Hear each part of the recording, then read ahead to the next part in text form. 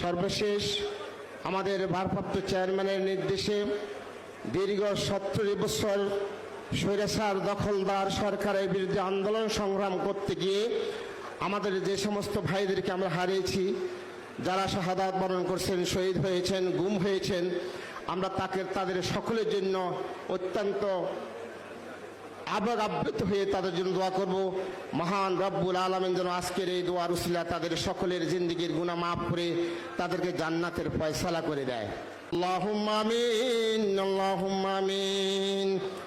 ربنا ظلمنا أنفسنا وإن لم تغفر لنا وترحمنا لنكونن من الخاسرين.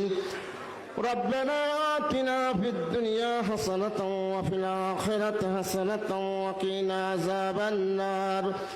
رب ارحمهما كما ربياني صغيرا. আয় রব্বুল আলামিন, বাংলাদেশ জাতীয় দল বিএনপির বর্ধিত সভায় তৃণমূল থেকে শুরু করে জাতীয় নেতৃবৃন্দ, তোমার জাতীয় নেতৃবৃন্দ কতজন যে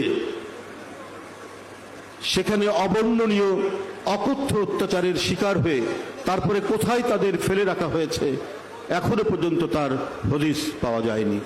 ক্রস ফায়ারের শিকার হয়ে জনি সহ আমি তার নাম বলছি, যার অবদান এবং নেতৃত্ব আমাদেরকে একটি সংকট থেকে উদ্ধার করেছিল, খন্দকার দেলোয়ার হোসেন, বাংলাদেশ জাতীয়তাবাদী দলের সাবেক মহাসচিব খন্দকার দেলোয়ার হোসেন। বন্ধুরা, আমি এখন নির্বাহী কমিটির কয়েকজনের নাম আমি এখানে উল্লেখ করছি।